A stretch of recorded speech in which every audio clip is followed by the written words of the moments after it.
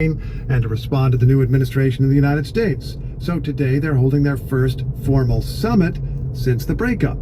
NPR's Lauren Frayer is covering it and is in London. Hey there, Lauren. Hi, Steve. So I guess this doesn't mean they're getting back together. Not exactly. I mean, polls do show a majority of Britons think Brexit was a mistake. The tabloids here call it Brigret or Regrexit. The British economy did take a hit. The EU was and still is the UK's biggest trading partner. The current Prime Minister, Keir Starmer, was against Brexit, but even he doesn't have the appetite to go through all those renegotiations in reverse to undo it. And so he's doing what he calls a reset with the EU. I asked Jill Rutter, a former top civil servant who worked on Brexit, and she says this is more like a couple who broke up but still need to share custody of the kids. So it wasn't just like splitting up the record collection. It's a bit more like you agreed a deal on custody of the kids for 5 years, but then said we'll come back to it and sort it out longer term. Britain and the EU already have tariff-free trade, but they're sorting out details, things like food safety regulations, whether British college students can get summer jobs in Europe, which airport e-gate citizens go through. But there are other topics that are off the table. Oh, interesting that they've got free trade, but what are the other topics? So the British government says it'll remain outside the EU's single market trading bloc. Britain will sign its own trade deals. Another red line for Britain is mobility, the idea that anyone from the EU can live and work freely here in the UK. Many people who voted for Brexit did so to limit immigration. And so I asked political scientist Anand Menon what is left on the table. We're not going to join the single market. We're not going to accept freedom of movement. So what's left are basically rather small scale things like, can we make agricultural trade a little bit easier? Can we make it easier for lawyers or accountants to work in each other's countries? And one of the most important things to come out of this summit is more defense and security cooperation, which is pretty relevant to Ukraine. Oh, Ukraine must be the elephant in the room here. There are actually two elephants in this room, Steve. Ukraine, but also President Trump. You know, Britain and the EU are bolstering Ukraine's defense. They're spending more on their own defense amid President Trump's calls for NATO members to share the burden. A deal has already been announced here today on fishing rights. We're likely to see cooperation on climate policy, maybe even music. Elton John has been lobbying for less regulation for British musicians who go on tour in Europe. But the big headline today is not the content of this summit. It's more that it's happening at all. Brexit was bitter. There were really hard feelings. And what a difference a war in Ukraine makes. What a difference a U.S. presidential election makes. Ukraine and Trump have brought Britain and the EU closer together. NPR's Lauren Frayer is in London. It's always a pleasure to hear your insights. Thank you so much. Good to talk to you, Steve. Thanks. Law enforcement in Southern California say they're fairly confident they know who's responsible for a large car bomb that badly damaged a fertility clinic in Palm Springs over the weekend. They're calling the incident, which killed one person and wounded 4 others, an act of terrorism. NPR's Jason DeRose reports from Palm Springs. The FBI says 25-year-old Guy Edward Bartkus is the primary suspect in the bombing of the American Reproductive Center's clinic on Saturday morning, and they say he tried to live stream the attack. Akil Davis is the assistant director of the Bureau's Los Angeles office, and he says the suspect may have held the extremist view that people should not procreate. The subject had nihilistic ideations, and this was a targeted attack against the IVF facility. Make no mistake, we are treating this as an intentional act of terrorism. The explosion was powerful. It collapsed part of the clinic's one-story stucco and tile building and shattered windows blocks around. Davis says debris is strewn across the 5-lane street on which the clinic is located, and that it's probably one of the biggest bomb explosions in Southern California history. Just for reference, to throw pieces of vehicle hundreds of feet in the air and then several blocks away, imagine how big that bomb device was. This resort town of about 45,000 residents lies in the desert roughly 2 hours east of Los Angeles, and it's shaken. The city's police chief, Andrew Mills, wants to reassure residents and visitors. This is a city of people celebrating life, and it's a beacon and a safe haven for all. And we really focus on inclusivity and a community that is welcoming to all people. Mills is referring to the city's large LGBTQ population. In fact, the IVF clinic that was attacked specifically caters to members of the community seeking to have children. He says that because of the swift action of the Palm Springs Fire Department, all the embryos stored at the clinic were saved. I really want to recognize the IVF community. This has been one of those heartbreaking things for many community members who are going through the process of trying to build families. The person who wanted to instill fear in our community with an act of terrorism may have caused damage to our buildings, but that person only managed to unite our community even more. The city's mayor pro tem, Naomi Soto, wants to pull focus back to Palm Springs' strength. Yeah, this is some good mojo right here.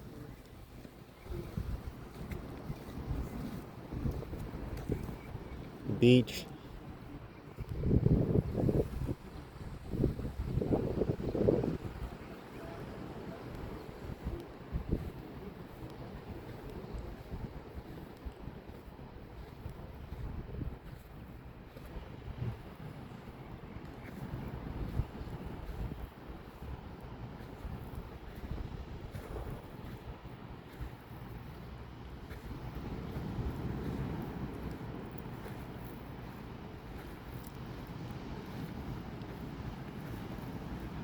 Good morning.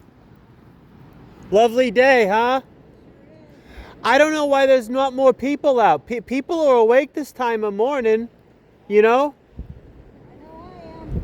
Yeah, well, have a good day.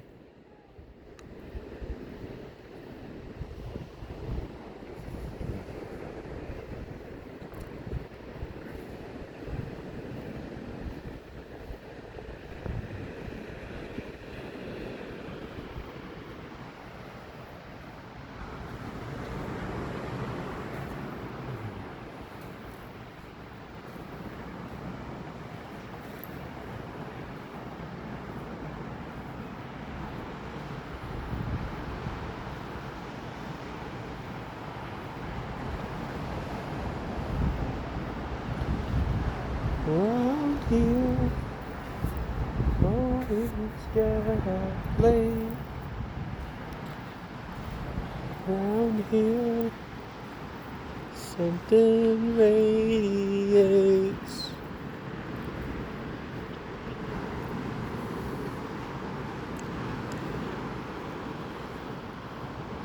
Can't you see my walls are crumbling? Walk along now where the ocean meets the lake. Just like he's walking on a wire in a circus. Round here,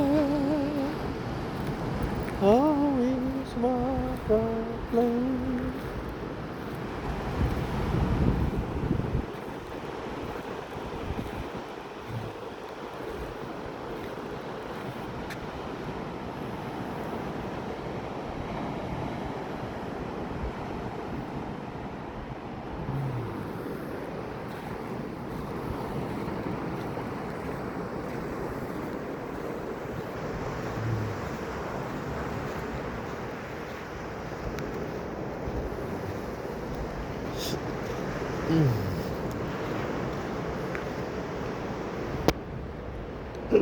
Smell we're here.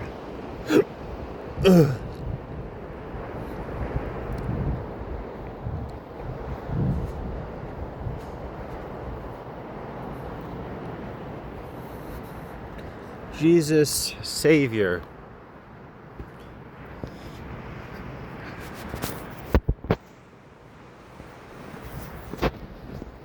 Oof. Like oof.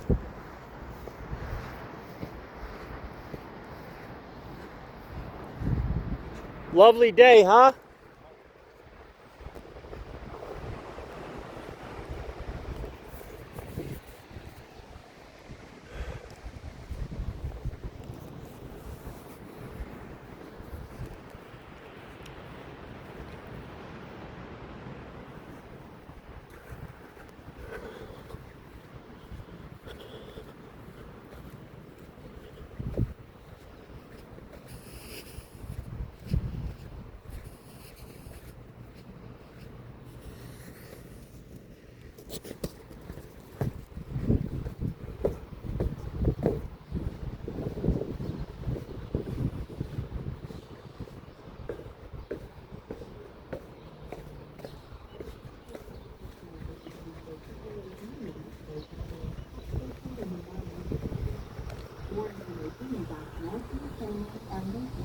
This is NPR. This is Morning Edition from NPR News. And I'm Steve Skip. Here's the latest change for cryptocurrency under President Trump. A crypto exchange becomes listed as one of the big companies that are used to track the broader economy. People follow different indices of stocks. The Dow tracks 30 industrial companies, for example. The S&P 500 is a broader index of big companies, and the S&P 500 now includes a crypto firm for the first time. NPR senior business editor Raphael Nam is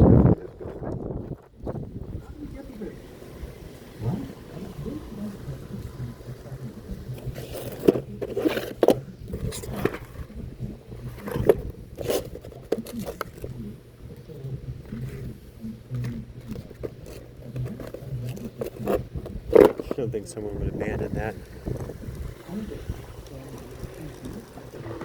Are you fishing? What do you want to catch? Fish? I hope you have some. I love mackerel. Crypto's here to stay. It's going to be in everybody's 401k. Everyone's going to have crypto exposure, at least indirectly through Coinbase. And a big part of why this is happening is President Trump. if people buy a mutual fund, if they buy a stock index fund, maybe based on the S&P 500, and they're effectively buying Coinbase, although not directly. So why is it that Trump has been able to drive this change? Because he's embraced crypto in a way that's unprecedented. He even stands to gain from it. Early this year, he launched his own meme coin called simply Trump. Right. And these are cryptocurrencies that are associated with internet memes, essentially things that are trending. And this Wednesday, he's invited over 200 of the top buyers of his meme coin for a dinner. Now, that's raising concerns that investors from all around the world who have bought this cryptocurrency could find a way to influence the president. The White House has been denying this, saying these are private ventures, but President Trump's own sons are also deeply involved in crypto ventures. It's another way people think companies and countries could try to influence the president. Is the administration also changing regulation of this industry in which the president is personally involved along with his family? Yes, in a very substantial way, Steve. I'm talking specifically about the Securities and Exchange Commission. This is the federal agency that's effectively the top cop for Wall Street. And under President Biden, the SEC took a very tough approach to crypto. About 2 years ago, the agency even sued Coinbase for not following the same rules that every Wall Street firm does. But under this administration, they have dropped the lawsuit and are taking a much less aggressive stance. Who, if anybody, is raising concerns here? Well, consumer advocates are certainly alarmed because crypto has this incredible history of volatility, right? A history of big gains, yeah, but also big crashes. And this is a sector sort of infamous for being used in all kinds of fraud and illegal activities. So just over 2 years ago, another crypto exchange, FTX, collapsed, if you remember. But now Coinbase is joining the S&P. And in the scope of literally just months, we've gone from the US government saying, hey, this could be dangerous for average Americans who might be buying into something they don't really understand, to President Trump declaring that the US should be the crypto capital of the planet. NPR's Raphael Nam is the capital of crypto correspondence. Thanks so much. Thank you, Steve.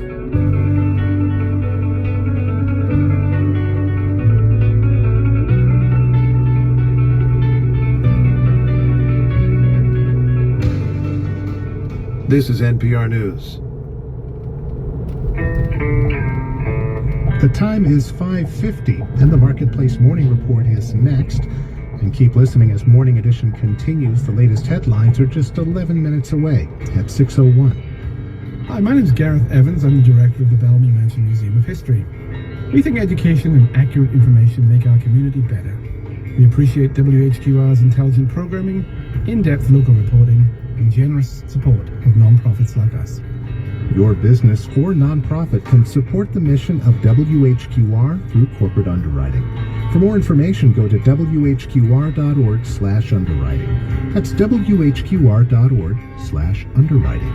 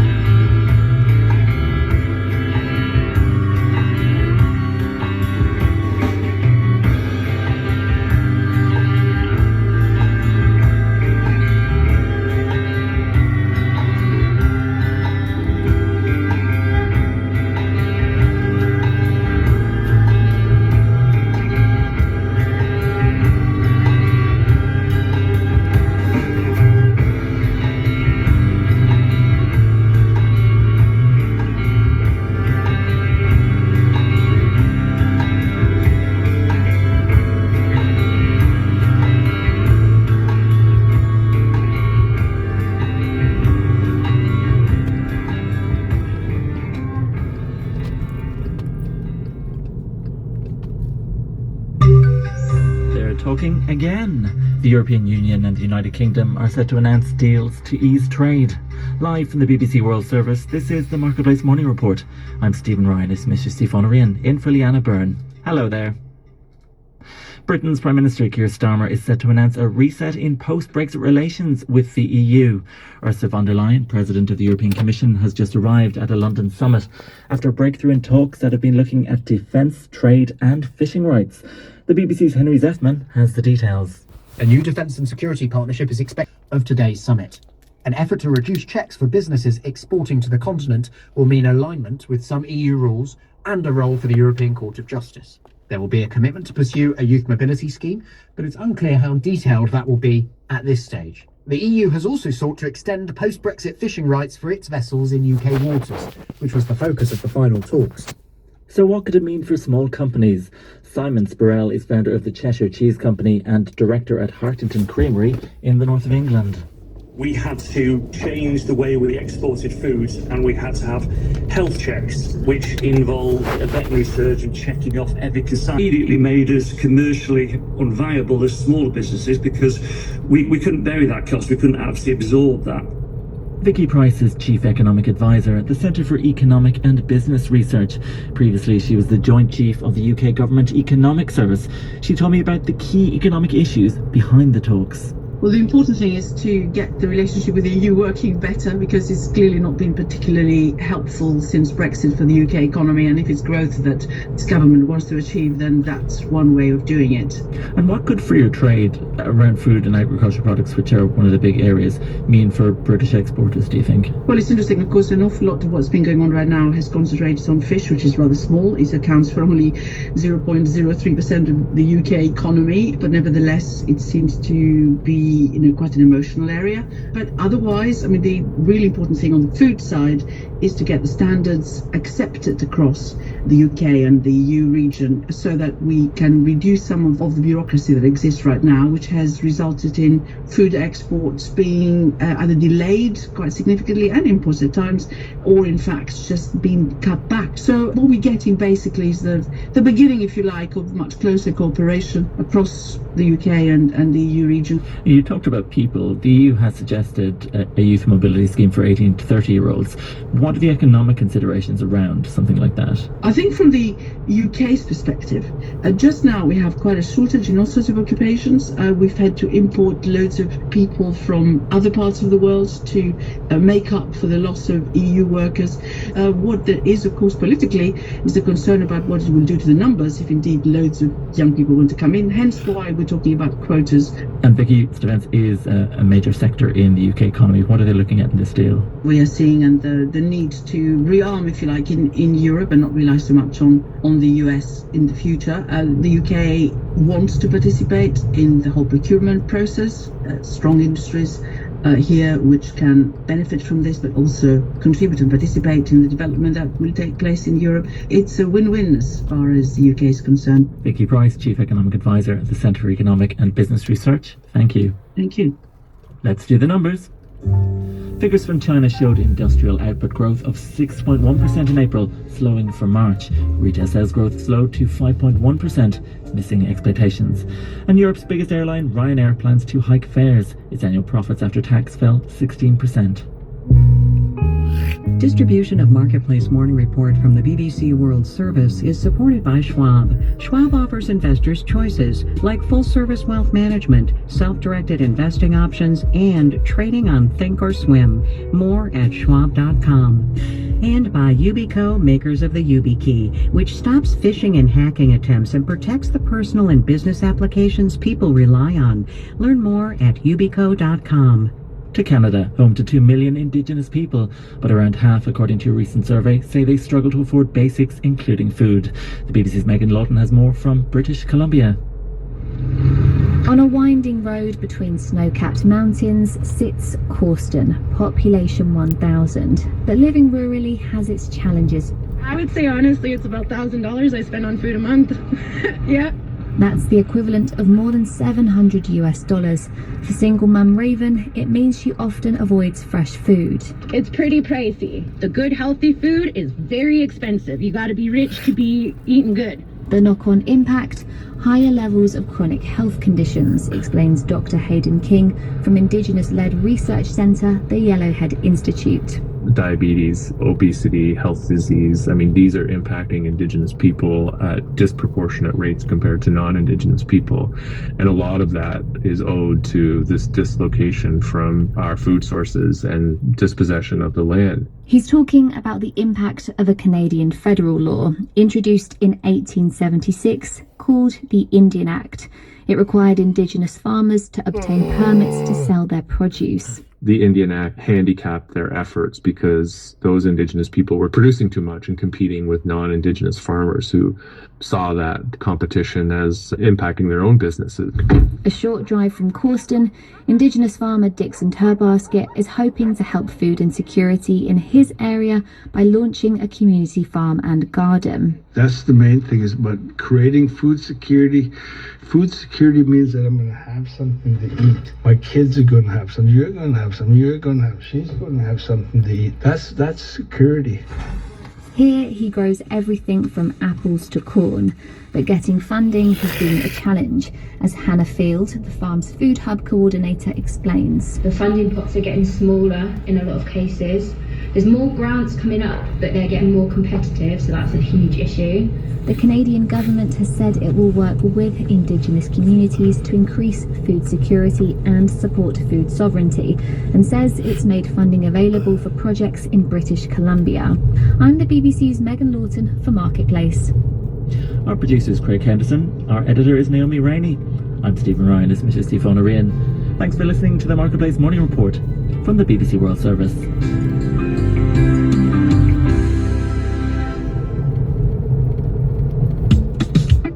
Distribution of Marketplace Morning Report from the BBC World Service is supported by Bitwarden Password Manager for Business, built to turn short-term security goals into long-term success, available at bitwarden.com. And by Total Wine and More, helping shoppers love what they find this summer season at totalwine.com. Drink responsibly, be 21. This is APM, American Public Media. There was a moment after George Floyd when big banks made an effort to support small black-owned lenders. Without that Tier 1 capital, we would not have had the courage to hire talented people to make these more complex, more exotic, more unique community loans. I'm Kai Rizdal, community banking, but different. Next time on Marketplace. You can hear Marketplace this evening from 6 to 6:30 on WHQR Wilmington 91.3 FM. Support for WHQR comes from our members and Thalian Association, presenting Legally Blonde on the main stage of historic Thalian Hall, May 16th through the 25th. Tickets and more information are at thalian.org. A mostly sunny start to the week today, a high near 87.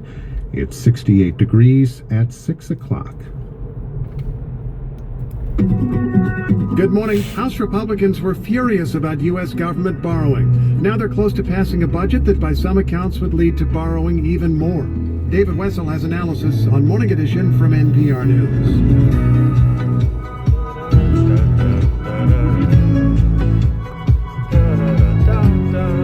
The Philippines is a geographic neighbor to China and a vital security ally of the United States. I'm Steve Inskeep. And I'm Layla Falded. How is it navigating that position as tensions rise between the two global superpowers? Over the weekend, Israel launched a new major offensive in Gaza, forcing Palestinians living with little to no food to flee again. The UN Secretary General posted online a policy of siege and starvation makes a mockery of international law. It's Monday, May 19th. Happy belated birthday to our dear colleague, Michelle Martin. News is next. Live from NPR News in Washington, I'm Corva Coleman. Former President Joe Biden has been diagnosed with prostate cancer. Bless his heart. Dun, dun, dun, dun, dun, dun, dun. Dun, dun, dun, dun, dun. Dun, dun, dun, dun, dun, dun, dun,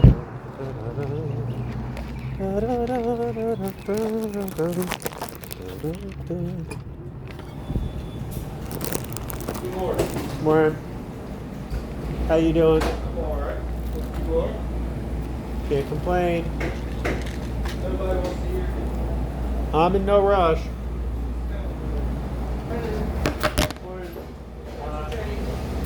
Can I just get a decaf? Actually, can I just get a cup of hot water? I don't drink cold water.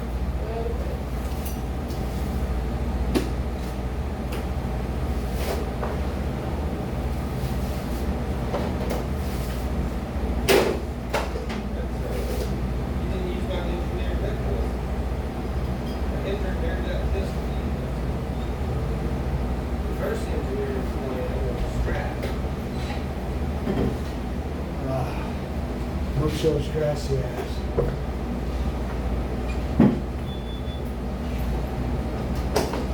Hey, Joe Biden's got the cancer. Joe Biden's got the cancer, prostate cancer. They just announced it. That's why he was dragging ass at the debate. I don't know prostate health is so issues, he said. Well, he's getting old as well. But it's got to do with his bones and stuff. That make you tired. Are you sitting over there? I'm sitting over here. I just want a 3 basted wheat toast. I'm a non-voting felon, so. I'm a gun-carrying patriot. I'm a non-voting patriot. You know, I don't tell people whether I vote or not. It's a secret ballot. It's my own business. No, I'm serious. I don't know how people go around and say, oh, I voted for so-and-so, I voted for so-and-so. It's a secret ballot. I never told anybody what I voted for. Even if it's, obvious. I never asked my mother who she votes for. She'll tell me if she wants, but it's her business. Anyway.